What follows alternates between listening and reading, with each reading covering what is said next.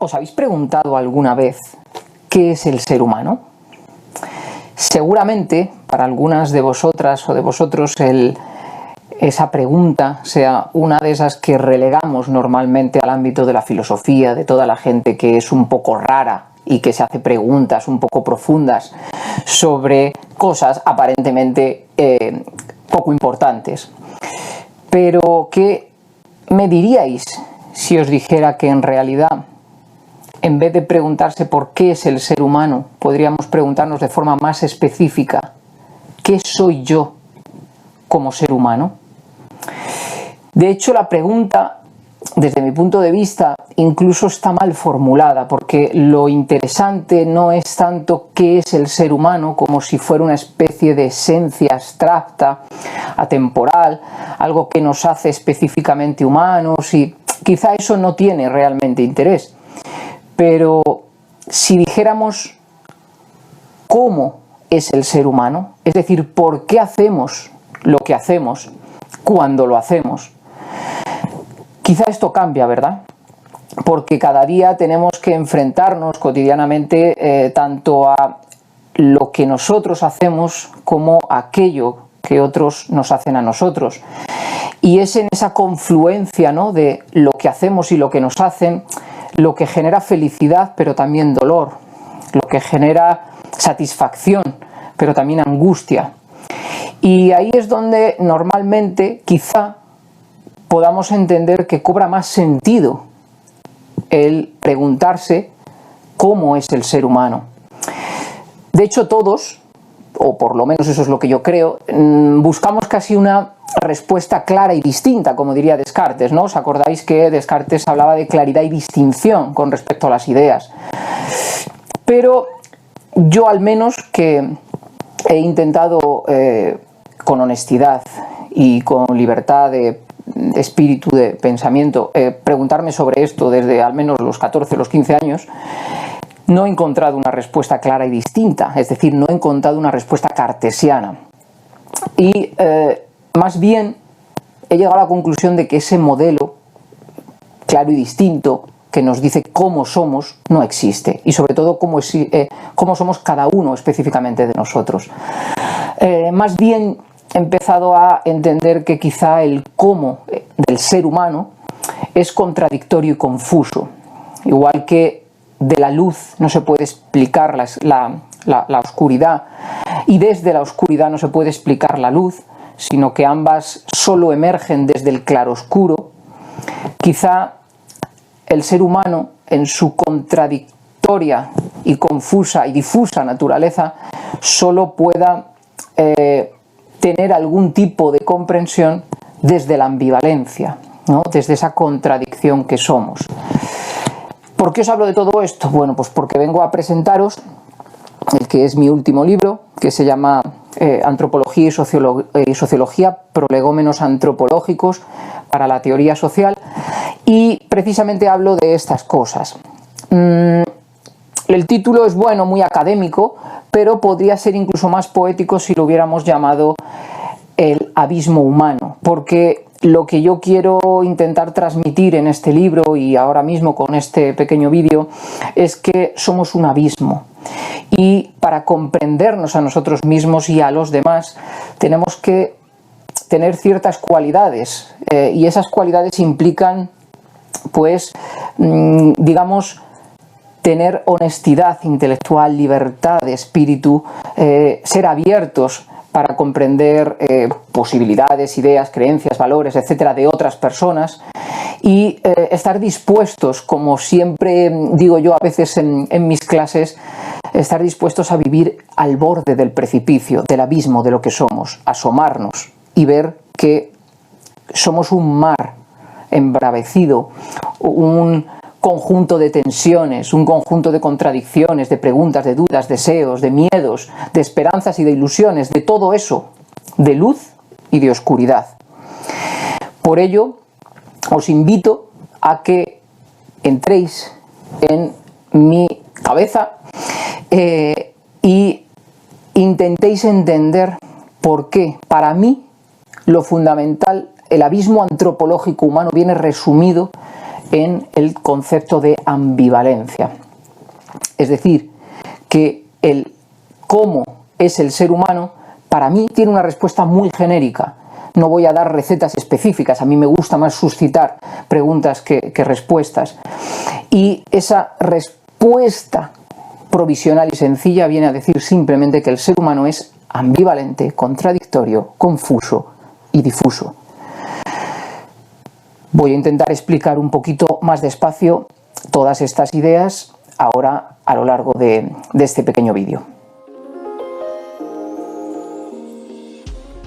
Para mí el punto de partida es comprender al ser humano unamuniano, de carne y hueso. ¿Os acordáis del libro del sentimiento trágico de la vida de Unamuno, en el que decía que a él lo que le importaba era el ser humano de carne y hueso, sangre, no ese bípedo con plumas, abstracto, genérico de la ciencia, sino el que soy yo, el que sufre, el que vive, el que muere, sobre todo para Unamuno, acordaros, el que muere.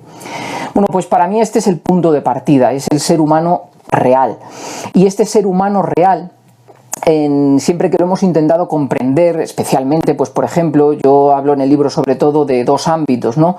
El ámbito científico, en el que se incluyen todas las ciencias, incluida, aunque no sea en el sentido moderno de la palabra una ciencia, ¿no? La propia filosofía, incluso la teología, todas las humanidades y las ciencias ahora actuales, ya físico-naturales y ciencias sociales, pues siempre han intentado comprender al ser humano. Y de una forma explícita o implícita, porque a veces hay ciencias que parece que se preocupan del universo o de las partículas subatómicas, o las ciencias sociales, pues a lo mejor de las grandes estructuras sociales, pero todas llevan implícita la pregunta de qué es el ser humano y al final, como decíamos, quién soy yo mismo, ¿no? Como ser humano. El problema de la ciencia es que tiene un peligro y es inevitable dentro de su metodología, por tanto no es algo que se pueda criticar, sino simplemente que es una limitación inherente a la ciencia, y es que reduce, puesto que tiene que estudiar empíricamente algo, puesto que tiene que analizar bien correlaciones de variables o comprender bien algunos aspectos o dimensiones, pues lo que suele hacer finalmente es reducir esa complejidad humana unamuniana del hombre y del ser humano de carne y hueso a cosas, a pequeñas variables o dimensiones que pueden ser manejadas científicamente. Por tanto, eso no termina de dar una explicación de ese anhelo de comprenderse uno a uno mismo. Luego hay otra dimensión importante también, que han sido la filosofía política o las ideologías en general. Nosotros no solo, digamos, comprendemos así en abstracto, sino que también queremos transformar nuestro mundo, nuestra sociedad, a nosotros mismos. Y eso es más bien un papel de las ideologías. ¿Cuál es el problema de las ideologías? Pues las ideologías no es tanto que reduzcan en el sentido científico, sino que más bien todas las ideologías lo que hacen es simplificar eligiendo una de las dimensiones que constituyen al ser humano. Por eso yo siempre digo en mis clases de ciencia política y de sociología que todas las ideologías políticas son en realidad herejías. Una herejía tiene, aunque viene sobre todo del ámbito teológico y religioso, tiene etimológicamente la idea de opción, de escoger, de separar. ¿Y esto qué significa? Pues que al final lo que hacen las diferentes ideologías es absolutizar una de las dimensiones de lo humano y elevarla a categoría fundamental de comprensión. Por ejemplo, puedo poner el orden, o la seguridad, o la libertad, o la igualdad, o la nación, o lo que sea, ¿no? Como el punto clave de comprensión del ser humano. Y eso no es verdad. El ser humano es todo eso. Es necesidad de orden, pero también de desorden o de caos. Es necesidad de igualdad, pero también de diferencia. Es necesidad de arraigo, de terruño, de nación, pero también de cosmopolitismo, de variedad, de aventura.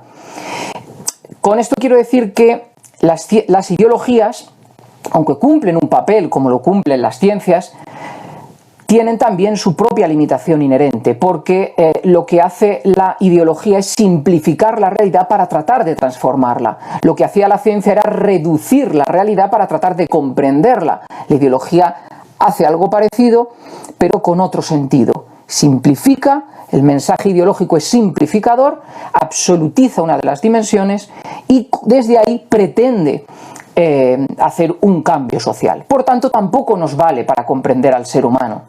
Ni los liberalismos, ni los comunismos, ni los fascismos, ni los conservadurismos, ni los feminismos, ni los ecologismos, por sí solos nos pueden decir qué es el ser humano unamuniano. Quizá nos lo digan en un sentido cartesiano, ¿no? Cada ideología va a tener unas ideas cartesianas claras y distintas, pero no son las ideas digamos, integradas que nos dan a un ser humano complejo como somos.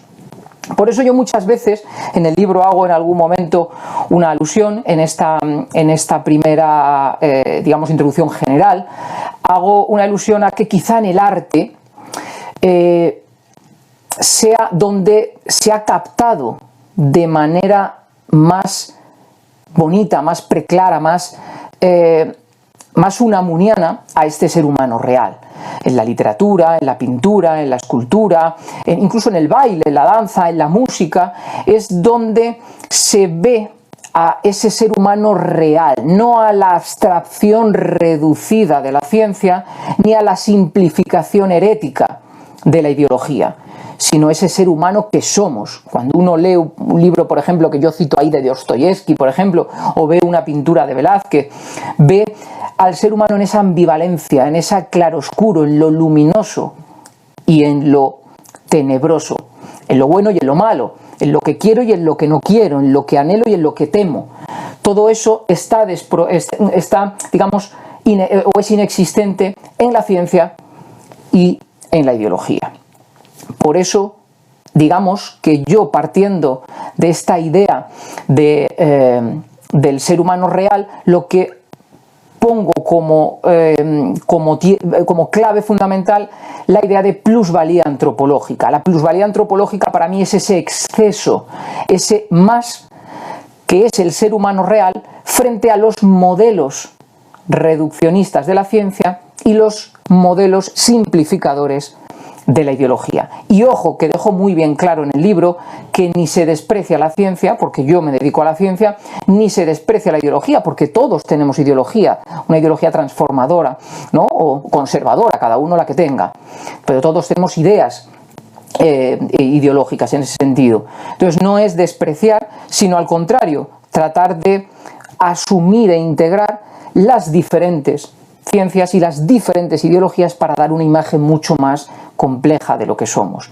Digamos que ese es el punto de partida y por esto este libro, como os decía antes, son solo unos prolegómenos, es decir, unas pequeñas ideas introductorias. No doy respuestas, sino más bien unos mínimos unos principios que creo que deben ser irrenunciables si queremos comprender al ser humano de forma mucho más real. Entonces ahora, digamos que voy a intentar responder, siguiendo los diferentes capítulos, de forma muy breve, a una serie de preguntas. Bueno, el primer capítulo, digamos que trata de responder de forma, vuelvo a insistir, genérica, a la pregunta de cuál es la ontología del ser humano, es decir, cuál es la realidad del ser humano. Y mi principio irrenunciable, ya digo que con esto no explico casi nada, pero es un principio irrenunciable que debe ser siempre integrado, es que para mí el ser humano solo puede ser comprendido en continuidad radical con la naturaleza. Desde al menos seguramente el Neolítico, quizá, y trato de decir en el libro que en el Paleolítico también hay algunos rasgos, pero sobre todo desde el Neolítico, el ser humano, y muy especialmente ahora en el pensamiento occidental, se ha conceptualizado a sí mismo, es decir, se ha pensado a sí mismo como en radical ruptura de la naturaleza. Y esto es cuestionable. Es cuestionable no porque el ser humano no tenga una dimensión o quizás sea algo diferente, pero bueno, no deja de emerger de la naturaleza y integrar al ser humano en la naturaleza es para mí uno de los puntos clave de la antropología, ¿no? De la comprensión del ser humano. Con ello se evitarían tres problemas que me parecen muy importantes, que son, por ejemplo, la idea de creer que el ser humano es una especie de homúnculo no material, es decir, que toma las decisiones, una especie de personajillo que tenemos aquí en el cerebro, hecho de no sabemos qué, de una pasta etérea o algo así, que toma las decisiones por nosotros. Eso también está unido, por ejemplo, a la idea de la tabula rasa, esta idea también muy clásica, ahora ya desmentida por las ciencias, por las neurociencias, de que nuestro cerebro viene, digamos, en blanco. La idea, ¿os acordáis de la pizarra en blanco, sobre la que se va escribiendo? Pues no. Si tenemos continuidad radical con la naturaleza, también venimos con ciertas preprogramaciones. Y también se evita la idea implícita del creacionismo. El creacionismo, ya sabéis que es la idea de que el ser humano es casi creado literalmente así, modelado, como en el mito bíblico de Adán y Eva, pues específicamente, ¿no? Sabemos ahora ya que venimos por evolución, y venir por evolución significa que tenemos ciertas preprogramaciones y que tenemos además la necesidad de autocomprendernos como en continuidad con el resto de la naturaleza. Esto no significa que seamos igual que el resto de los animales. Aquí discuto bastante sobre la idea de hasta qué punto hay una clara separación entre el ser humano y el animal. Veremos que hay modelos animales que nos pueden ayudar a explicar muchas cosas de lo que somos, y al contrario, muchas cosas de lo que somos puede ayudar también a explicar y a comprender a los animales. Pero la idea, vuelvo a insistir, es la de la radical continuidad. Por tanto, a la pregunta de cuál es la ontología del ser humano hay que dejar muy claro, si queremos entender esta complejidad, que más allá de lo que luego digamos y conceptualicemos, que el punto, la base fundamental, primera, es comprendernos en continuidad con la naturaleza. Luego de ahí podremos elaborar otras, digamos, autopercepciones que puedan matizar. Pero la radicalidad de esta respuesta me parece que es irrenunciable.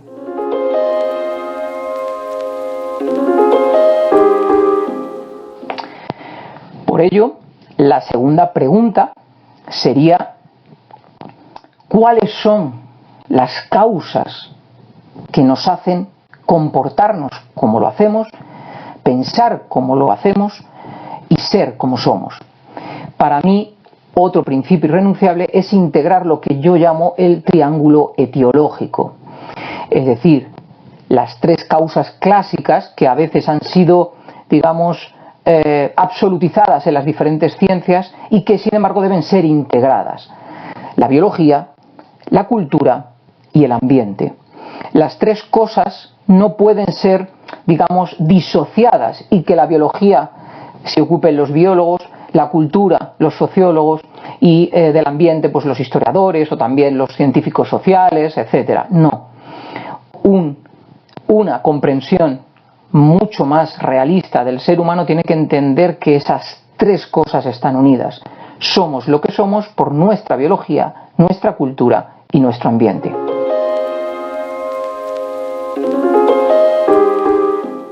La siguiente pregunta sería: ¿qué ciencia, ¿no?, tiene el privilegio, por así decir, de explicar de forma más clara cómo es el ser humano? Aquí yo, por lo que apuesto, es por la interdisciplinariedad. ¿Por qué? Porque sobre todo cuando vamos a comprender al ser humano en su mayor complejidad, es decir, pues el ser humano como actor social, por ejemplo, típico de la sociología, de la ciencia política, de la antropología o la economía, no podemos descuidar los datos que proceden de otras ciencias.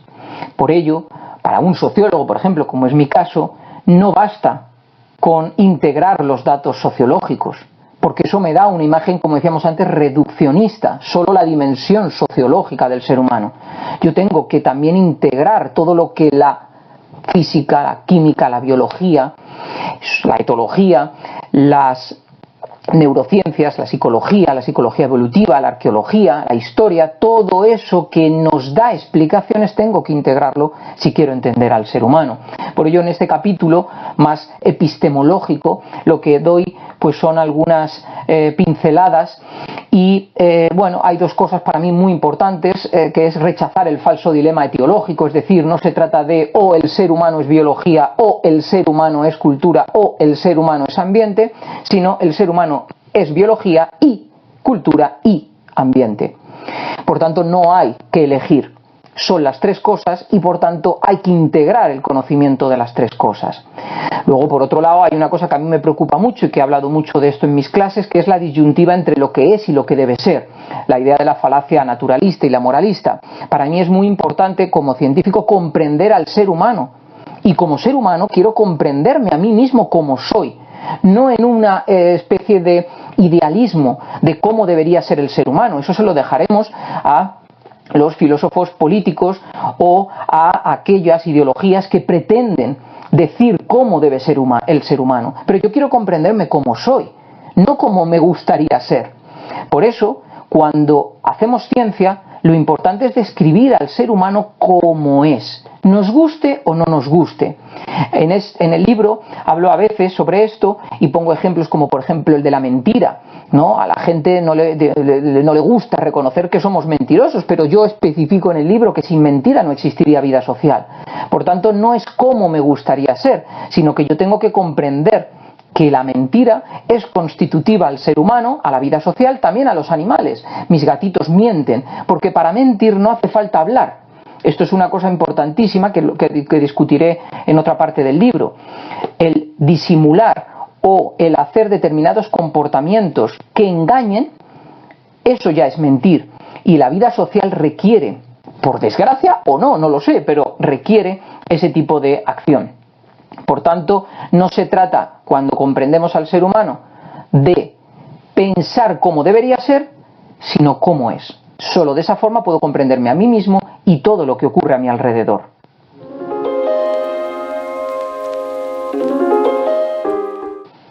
La siguiente pregunta es ¿cómo se integran esos tres vértices del triángulo, la biología, la cultura y el ambiente? Y ¿de qué manera podemos, digamos, investigar esa integración? Entonces, bueno, yo aquí lo que hago en este cuarto capítulo es dar ciertas pinceladas metodológicas, unos principios y unas sugerencias, y luego termino en una cosa que me parece muy importante y que creo que todos entendemos y asumimos, pero que a veces se nos olvida, y es que el ser humano, o sea, cada uno de los que somos a la vez emergencia pasiva y proyecto activo. ¿Qué significa esto?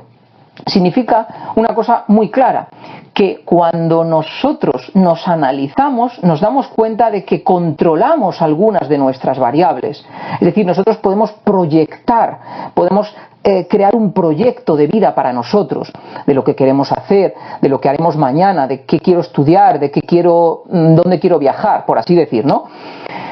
Pero esa no es toda la historia. También tengo que contar con que soy una emergencia pasiva, es decir, yo no controlo muchas de las variables que están en juego, no controlo mi constitución biológica, no puedo controlar si tengo algunas enfermedades genéticas o heredadas o que me han venido ambientalmente o lo que sea, no puedo controlar si tengo más o menos dinero para esos proyectos, no puedo controlar si tengo familiares que me ayudan, me apoyan o me machacan o me impiden. No puedo controlar si mañana que pensaba ir a hacer bicicleta resulta que cae un chaparrón y un diluvio. Entonces esto es muy importante porque ahora da la sensación de que el ser humano, los libros de autoayuda, etcétera, tiene todo en su mano. Y entonces eso genera cierta angustia, como si nosotros fuéramos constantemente responsables únicos de lo que somos, de lo que haremos, de lo que conseguiremos. Y esto es una media verdad, porque la sociedad también nos da, digamos, unas limitaciones. Nuestra biología nos da unas limitaciones y nuestro ambiente nos da unas limitaciones. Por eso es muy bonito considerarse como esta especie de resultado de emergencia pasiva y proyecto activo, de lo que yo quiero, pero también de lo que me viene impuesto. Y solo en esta dialéctica, en esta tensión entre las dos cosas, podemos comprender al ser humano unamoniano. Quizá al cartesiano podríamos entenderle de una forma solo pensando en lo que a mí me gustaría, en el ideal de mi vida, pero no es así. El ser humano unamoniano tiene esta contradicción, esta ambivalencia, esta tensión y desgarro entre lo que me viene y lo que yo proyecto, entre lo que me dan y lo que yo doy, entre lo de donde procedo y a dónde quiero ir. Es inevitable. La siguiente pregunta vendría a ser: ¿cómo es nuestra estructura psíquica? Este es uno de los, digamos, temas más personales míos, porque es el que más me ha ido apasionando en los últimos años, ¿no? Es la idea de la unicidad o unidad y multiplicidad yoica. En este capítulo yo intento explicar que el ser humano tiene una doble experiencia. Nos sentimos como únicos, o sea, me siento como alguien unificado. Yo mismo pongo todas mis energías en algo, ¿no? Tengo un único pensamiento, desde que nazco hasta que muero, soy un yo. Eso es la dimensión de la unicidad. Pero también, como decíamos antes, hay que tener en cuenta el otro lado. Y el otro lado es la multiplicidad. No solo me siento uno, sino que muchos. Me siento también muchos. Cuando yo tengo un pensamiento, también me viene el contrario. Cuando tengo un plan, también me vienen otros. Cuando yo tengo un deseo, quizá me vienen otros. Quizá cuando yo planeo algo, hay otra tendencia que me evita hacer eso que planeo. Esa es lo que yo llamo la experiencia de la multiplicidad. Y por ello, mi resumen a esta pregunta sería que el ser humano tiene una estructura psíquica multiyoica. Es decir, es múltiple, tiene muchos principios de acción, pero en cada situación concreta debe, lo que yo llamo, colapsar uno de esos yoes. Esto no lo puedo explicar en 2 minutos y os remito a este capítulo y algunas otras publicaciones en las que he tratado ese tema, porque creo que es interesante, ¿vale? La idea de la ambivalencia humana, muy típica en psicología, en filosofía, etcétera, digamos que la reconfiguro para hablar de esta estructura psíquica unimultiyoica, en la que el juego de los muchos y del yo está incorporada a la propia naturaleza de lo que somos. La siguiente pregunta sería tratar de saber cuál es el origen y la función adaptativa que tiene esta estructura psíquica unimultiyoica, esta dualidad de unicidad y multiplicidad, de ser uno pero a la vez ser contradictorio. Para mí aquí la respuesta es muy clara. El ser humano tiene esta estructura psíquica unimultiyoica por evolución, porque tiene una función adaptativa. Yo siempre intento hablar de esto haciendo referencia a la dualidad del entorno humano. Nuestro entorno humano, pensad el entorno social sobre todo, es doble. Por un lado, es muy variado. A veces estoy trabajando, a veces estoy en casa, a veces estoy con amigos, a veces estoy con pareja, a veces digamos que tengo que ir a un sitio despacio, otras veces tengo que ir rápido, a veces estoy en una cosa muy formal, a veces en otra más informal. Es decir, hay una multiplicidad de situaciones, de contextos, de códigos culturales, sociales, etcétera, a lo largo de mi vida y de mi día a día. Pero por otro lado, también ese mismo entorno me exige que si yo tengo que ir a una reunión formal, lo haga de una manera específica. No puedo ir a una reunión formal de la misma forma que hago el amor con mi pareja. No tendría sentido hacer el amor con tu pareja como si estuvieras en una reunión formal. ¿Esto qué significa? Que el ser humano tiene que tener la suficiente flexibilidad para poder adaptarse a los diferentes contextos, entornos y situaciones. Eso es lo que da explicación de la multiplicidad, pero tiene que ser suficientemente estable psíquicamente para saber comportarse, para saber moverse, para saber interpretar los códigos específicos de cada una de esas situaciones. Ahí es donde decimos está la lucha entre lo único y lo múltiple. Y esta dualidad del entorno humano me parece que es la que explica la estructura psíquica unimultilloica, ¿no? Por evolución. En este mismo capítulo hablo de la diversidad según la edad. No es lo mismo cuando uno es un niño, un bebé, luego un joven adolescente o un joven adulto, luego ya un adulto y luego ya una persona mayor. Veremos que nuestro cerebro cambia también esta estructura psíquica unimultilloica dependiendo de qué tipo de entorno tenemos a cada una de esas edades. Vuelvo a insistir que esto es un tema un poco complicado y no puedo explicarlo de forma breve, pero creo que explica de una manera pues significativa esta dualidad, ¿no? Y luego intento hacer una comparación evolutiva con el resto del mundo animal, para ver cómo en el mundo animal se da esta disyuntiva de lo único y de lo múltiple, que también está presente, ¿vale?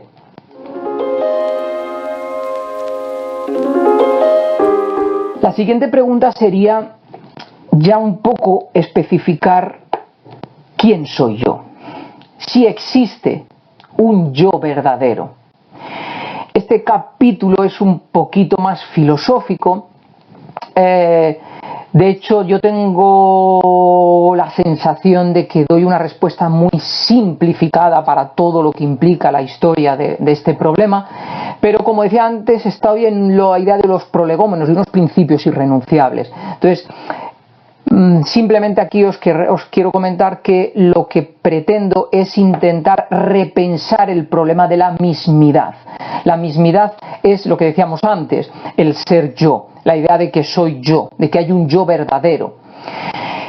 Esto veremos que con todo lo que hemos ido diciendo en los capítulos anteriores y demás es un poco cuestionable, y entonces tengo que lidiar con el problema de la unicidad y de la permanencia, es decir, de si yo soy yo y siempre soy yo, desde que nazco hasta que muero, o si realmente nos vamos cambiando y el joven de 40 años, o bueno, el adulto de 40 años no es el joven de 20, y el joven de 20 no es ya tampoco el niño de 5 años, y el anciano de 80 quizá no se reconozca en el joven de 40, ni en el joven de 20, ni en el niño de 10 años, ¿vale? Entonces digamos que simplificadamente os puedo decir que lo que pretendo es lidiar con este problema y trato de dar una respuesta que sirva para a partir de ahí seguir conceptualizando esta complejidad, porque es un problema serio, ¿vale? Si yo os preguntara a cada uno de vosotros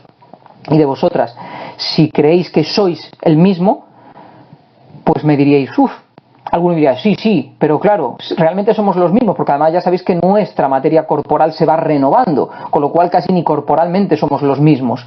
Entonces, ¿qué le pasa a una persona, por ejemplo, que tiene Alzheimer y ya no tiene recuerdos? ¿Sigue siendo el mismo? ¿Sigue siendo él? Esto es un problema, como veis, filosófico, complejo, pero muy interesante. Así que si tenéis intención de, por lo menos, ver alguna indicación sobre ello, pues podéis ir a este capítulo 7.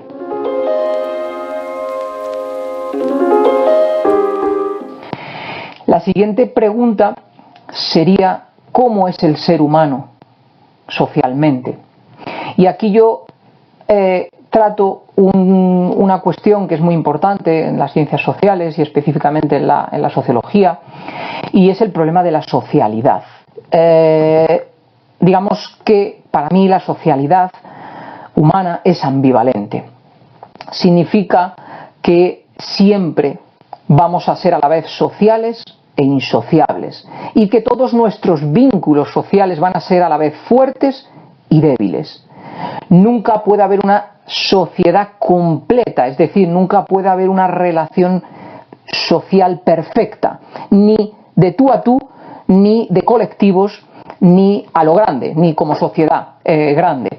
Y digamos que Cristina me dio una orientación en esto y me dijo que quizá podríamos hablar de sociedad a medias, y yo acepté ese concepto y así se titulé el capítulo, ¿no? La sociedad media, es decir, todos los vínculos sociales que nosotros vamos a hacer siempre van a ser a medias. Nunca se va a cerrar el círculo de forma perfecta, como si fuéramos sifonóforos o como si fuéramos una colonia de hormigas, ¿vale? Entonces siempre yo lo que quiero poner aquí de manifiesto es que hay una tensión constitutiva entre el individuo y la sociedad, es decir, el resto de individuos. Siempre queremos estar con gente y a la vez no estar con gente. Queremos parecernos a los demás y a la vez no queremos parecernos a los demás. Queremos, digámoslo así, abrazarnos y también separarnos. En esa tensión constitutiva es donde se desarrolla lo que yo llamo el juego de la libertad.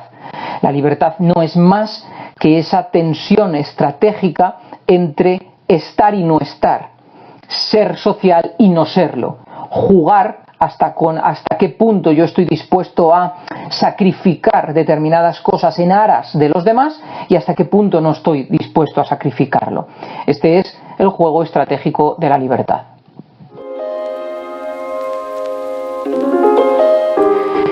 Y finalmente, la última pregunta podríamos formularla como ¿cuál es la ideología política verdadera? Como podéis entender aquí, mi respuesta es claramente irenista e integradora y en un sentido plural. Para mí, como he dicho antes, toda ideología tomada de forma aislada es herética, es falsa, por definición, porque absolutiza una sola de las dimensiones del ser humano. Por eso hay que tener en cuenta la libertad y la igualdad. Hay que tener en cuenta la tradición y el futuro, el proyecto futuro, el conservar y el progresar. Como decíamos, la igualdad y la diferencia. Entonces hay un conjunto de dimensiones que son todo lo que son. Otra, por ejemplo, que se me olvidaba, la seguridad frente a la incertidumbre. Hay ideologías que son muy proclives a la idea del orden o a la seguridad y otras que son más proclives a la incertidumbre, al caos. Pues digamos que esta es la conclusión de este capítulo que digamos que se centra en la filosofía política y sobre todo esto lo explico haciendo una crítica a lo que suele verse en la mayoría de las ideologías políticas, que es la visión unitaria del ser humano, a la idea de la monocausalidad, es decir, que solo hay una idea clara o una clave fundamental que explique lo humano, a la descontextualización, porque muchas de las ideologías políticas tienen una especie de ser humano descontextualizado de su realidad cotidiana, y a la atemporalidad. Es decir, aquí me cuestiono si realmente es posible una ideología política válida para todo tiempo y lugar, porque eso implicaría hacer un ser humano acristalado, ponerlo en una especie de tarro con formol para conservarlo, y hacer de esa imagen del ser humano la imagen, no una imagen, sino la imagen para toda la historia humana, y eso podría ser discutible. Lo que he intentado con este libro y con esta presentación, el libro son 400 y pico páginas, con lo cual esta presentación, aunque es un poquito más larga, es mucho más resumida, pero lo que he tratado con esta presentación y con este libro es intentar, digamos, dar paz al ser humano, dar paz a las personas, porque me encuentro cada día entre mis estudiantes, mis familiares, mis amigos, mis vecinos, angustias por precisamente lo que decíamos antes, porque aunque explícitamente no nos preguntamos qué es el ser humano o cómo es el ser humano, en realidad cada día al despertarnos estamos con esa pregunta implícita: ¿cómo soy yo como ser humano? Y a veces la gente no llega donde querría llegar, y como nos han enseñado que tenemos que ser coherentes, digamos que se ponen nerviosos cuando se dan cuenta que tienen contradicciones. Quiero esto y a la vez no lo quiero.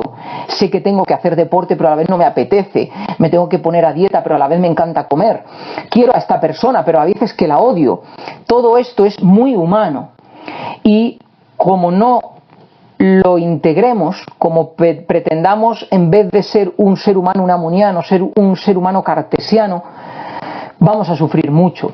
Por ello, en este libro, digamos que termino con esa idea de que pretendo dar paz. Y siempre pongo, y también lo he hecho en el libro, un ejemplo que hablo siempre en mis clases, y es del episodio 2, quiero recordar, del Señor de los Anillos, en el que en un momento dado Frodo le dice a Gandalf que ojalá el anillo nunca hubiera llegado a mí, ojalá nada de esto hubiera pasado. ¿Cuántas veces hemos pensado esto? Ojalá esto no nos hubiera ocurrido, ojalá no tuviera estas contradicciones, o estas debilidades, o estas limitaciones.